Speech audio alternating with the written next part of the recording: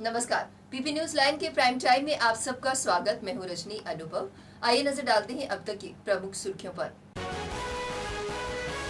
राजनीतिकों, बुद्धिजीवियों, मीडिया कर्मियों व समाज सेवियों की हिट लिस्ट जारी करने वाले मोहम्मद अकबर सोफी को श्रीनगर नगर निगम ने किया निलंबित। उपराज्यपाल ने अगस्त 2022 तक हर घर में पीने का पानी पहुंचाने का रखा लक्ष्य।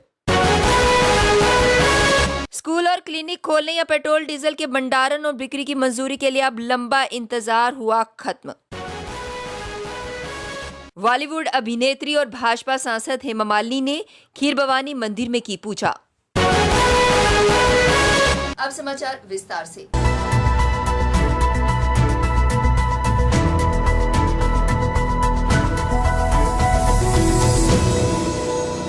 आतंकियों द्वारा ड्रोन का इस्तेमाल लगातार किए जाने पर पुलिस महकमा चिंतित है। डीजीपी दिलबाग सिंह ने पुलिस अधिकारियों को सुरक्षा की रणनीति दोबारा बनाने के लिए कहा। साथ ही आतंकियों की ड्रोन इस्तेमाल करने को लेकर सतर्क रहने के लिए भी कहा गया। सोमवार को डीजीपी ने पुलिस, बीएसएफ, सीआरपीएफ और सैन्य अफसरों के साथ एक उच्च स्तरीय सुरक्षा बैठक की। इसमें सुरक्षा को लेकर गहरा मंथन किया गया। पुलिस अधिकारियों ने कहा कि वे अपने अपने क्षेत्र में सुरक्षा मजबूत करें। हर एक जिले में नए सिरे से रणनीति बननी चाहिए। उन्होंने कहा कि आतंकियों के खिलाफ अभियान जारी रहना चाहिए और इनकी मदद करने वालों पर कड़ी नजर रखी जाए। इसके लिए पुलिस और दूसरी सुरक्षा एजेंसियों के बीच तालमेल होना जरूरी है। जम्मू कश्मीर में कोरोना से ठीक होने वालों की दर अब 98% से अधिक हो गई है। कश्मीर संभाग में जम्मू के मुकाबले रिकवरी दर जम्मू की अपेक्षा अधिक है। कश्मीर के सभी 10 जिलों में ठीक होने वालों की संख्या 98% से अधिक है। वहीं जम्मू संभाग में उधमपुर, रियासी और कठुआ जिलों में ही 98% से अधिक मरीज ठीक हुए हैं। बावजूद इसके डॉक्टरों का कहना है कि अगर थोड़ी सी भी लापरवाही हुई तो कोरोना की तीसरी लहर भी आ सकती है। जम्मू कश्मीर में ठीक होने वाले मरीजों की दर 98.3% हो गई है। नेशनल हेल्थ मिशन के आंकड़ों के अनुसार कश्मीर संभाग में जिस तेजी के साथ मरीजों की संख्या बढ़ी है, उसी तेजी के साथ मरीज ठीक हुए हैं। उपराज्यपाल मनोज सिन्हा ने जल शक्ति विभाग के लिए 1 साल के अंदर जम्मू में कृत्रिम झील बनाने के तवी बैराज का निर्माण करने व प्रदेश में हर गांव में नल से पीने का पानी पहुंचाने का लक्ष्य तय किया है। इसके साथ ही सभी अस्पतालों, आंगनवाड़ी केंद्रों व स्कूल में 15 अगस्त तक पीने के पानी की सप्लाई होनी चाहिए। उन्होंने कहा कि लक्ष्य हासिल करने में देरी पर अधिकारियों के खिलाफ कड़ी कार्यवाही होगी। उपराज्यपाल ने अगस्त 2022 तक सभी घरों में पाइप से पानी पहुंचाने का लक्ष्य तय करते हुए कहा कि किसी भी गांव के निवासी को पीने के पानी से वंचित ना रखा जाए। इसके साथ ही तवी रिवर फ्रंट के कार्य को तेजी से पूरा करें। उन्होंने ये निर्देश सोमवार को श्रीनगर सचिवालय में जल शक्ति विभाग की बैठक के दौरान दिए। स्कूल और क्लिनिक खोलने या पेट्रोल डीजल के भंडारण और बिक्री की मंजूरी के लिए अब आपको लंबा इंतजार नहीं करना पड़ेगा। आवेदन करने के 45 दिन के भीतर संबंधित अधिकारी को स्कूल खोलने की अनुमति देनी होगी। क्लिनिक खोलने की मंजूरी की अवधि 105 दिन तय कर दी गई है। अगर निर्धारित समय में जनता का काम नहीं होता तो उच्च अधिकारियों के पास अपील का रास्ता खुला है। इस संबंध में प्रदेश सरकार ने पब्लिक सर्विस गारंटी एक्ट के तहत विभिन्न विभागों के लिए कामों के लिए नए दिशा निर्देश और समय सीमा तय कर दी है। सामान्य प्रशासनिक विभाग द्वारा जारी अधिसूचना में कहा गया है कि अगर कोई व्यक्ति प्लेवे स्कूल खोलने के लिए आवेदन करता है तो संबंधित मुख्य शिक्षा अधिकारी को 45 दिनों के भीतर मंजूरी देनी होगी। अगर वह ऐसा नहीं करता तो आवेदनकर्ता स्कूल शिक्षा विभाग के उप सचिव के पास अपील कर सकता है।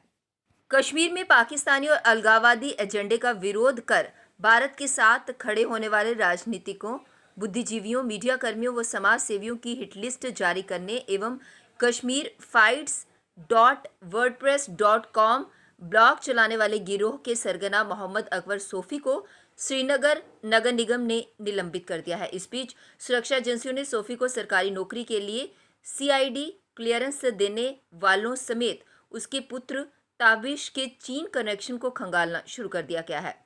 सोफी एंड कंपनी से बरामद मोबाइल फोन व डिजिटल उपकरणों को फोरेंसिक जांच के लिए चंडीगढ़ भेजा जा चुका है।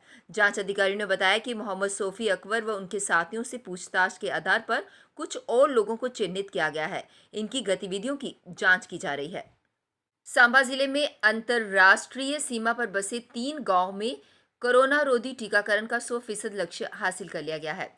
प्रशासन का दावा है कि सीमा पर बसे ये 3 गांव 100% टीकाकरण का लक्ष्य हासिल करने वाले सीमावर्ती गांव बन गए हैं। मंगूचक, दौलियां और कुल्लियां गांव अंतर्राष्ट्रीय सीमा से 5 किलोमीटर के दायरे में बसे हैं। इन गांवों में स्वास्थ्य विभाग की टीमों ने पैदल चलकर ही लक्ष्य हासिल किया है। स्वास्थ्य विभाग के अधिकारियों का कहना है कि इन गांवों में लक्ष्य हासिल करना आसान नहीं था, लेकिन सभी ने पूरी मेहनत के साथ काम किया।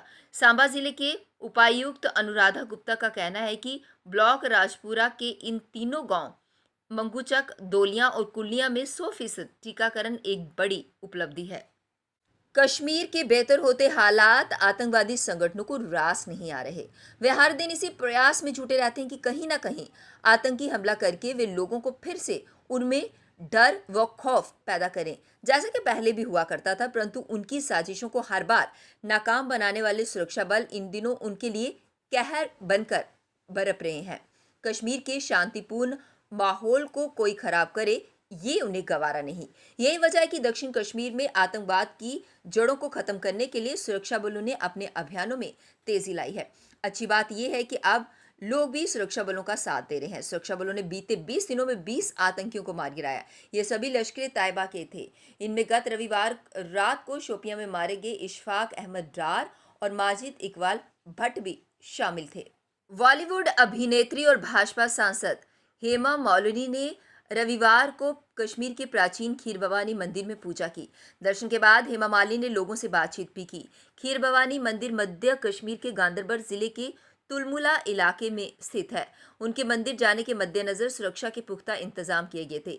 ये कश्मीरी पंडितों का प्रसिद्ध मंदिर है। मान्यता है कि रावण की भक्ति से प्रसन्न होकर माँ राग्या माता यानी कि श्री खीर भवानी या राग्याना देवी ने रावण को दर्शन दिए थे, जिसके बाद रावण ने उनकी स्थापना श्रीलंका की कुलदेवी के रूप में की थी।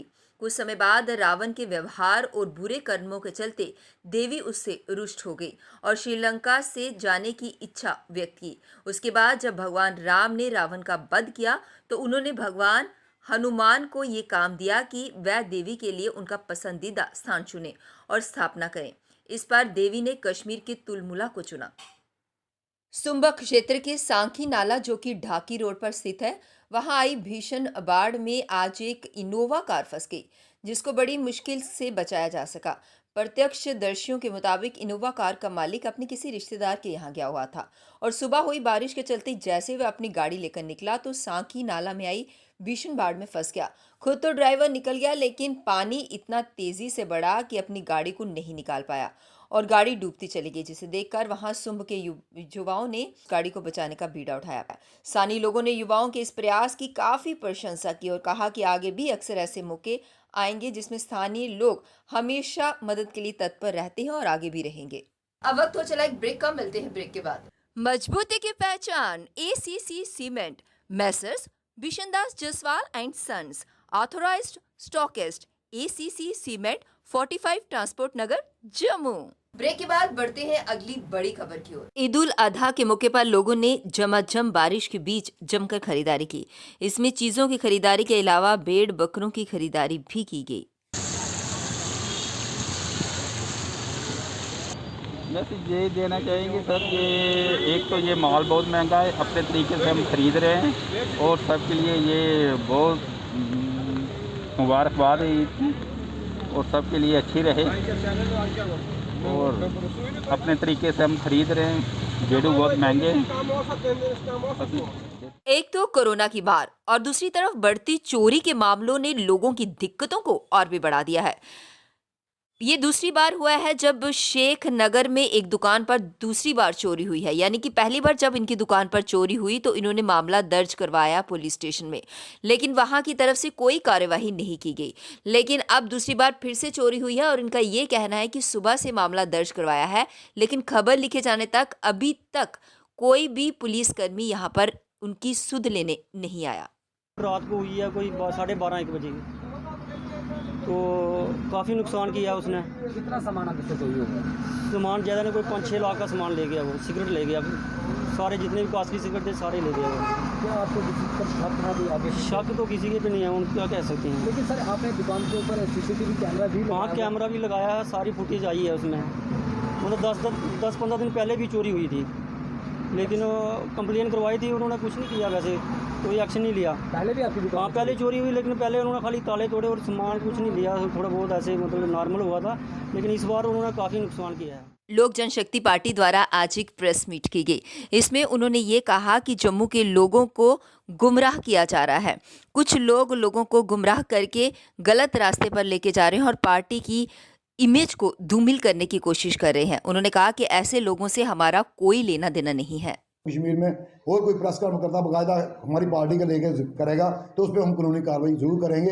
अगर उसके बाद कोई ऐसी आर्डर कापी है वहाँ से लेके आ जाए दिल्ली से कि मुझे नेशनल प्रेसिडेंट हूँ मैं, या मैं MP हूँ, या मैं स्टेट का प्रेसिडेंट हूँ, कुछ लेके आए, खाली मीडिया में बैठने का फ़ायदा कोई नहीं। कोई भी उठ के बैठ जाएगा मैं ये कर दिया, ज्वाइन कर दिया। भाई किस हैसियत से तूने ज्वाइन किया? जब तेरा रोल ही कोई नहीं, तुझे पार्टी से बाहर किया हुआ है, तो क्यों लोगों को ज्वाइन करवा रहा है? लोगों को क्यों गुमराह कर रहा है? कौन से लोग तू ज्वाइन करवाए? कितने तेरे पास टीम है? क्या है तेरे पास? कौन सी टीम थी तूने जो जम्मू कश्मीर में बना के रखी? यहाँ पे ऐसे दावेदारी मत करो। हम आगे से पीडीपी कार्यकर्ताओं ने आज शांतिपूर्ण ढंग से प्रदर्शन किया। उन्होंने कहा कि उनका प्रदर्शन जो है बढ़ती महंगाई को लेकर है, डीजल पेट्रोल की बढ़ती कीमतों को लेकर है, दरबार मूव को लेकर है, बेरोजगारी की समस्याओं को लेकर है और युवाओं को जो बहुत सारी परेशानियां आ रही हैं उसको लेकर उनके द्वारा शांतिपूर्ण ढंग से प्रदर्शन किया जा रहा है। उन्होंने कहा कि सरकार द्वारा हमेशा आश्वासन दिए जाते हैं, लेकिन ये आश्वासन धरे के धरे रह जाते हैं और लोगों को इससे काफ़ी दिक्कतों का सामना करना पड़ता है।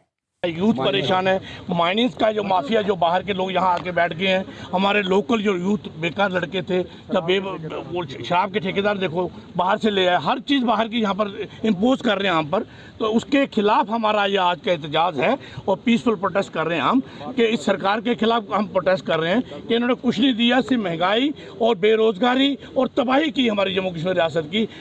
मगर आप देखिए 2019 के बाद जो भी हुआ है, जहाँ तबाही हुई है, जम्मू कश्मीर का कोई भी काम जो आप चारों तरफ से देखिए, कोई ऐसा काम नहीं हुआ जिससे दुनिया खुश हो, सब परेशान है।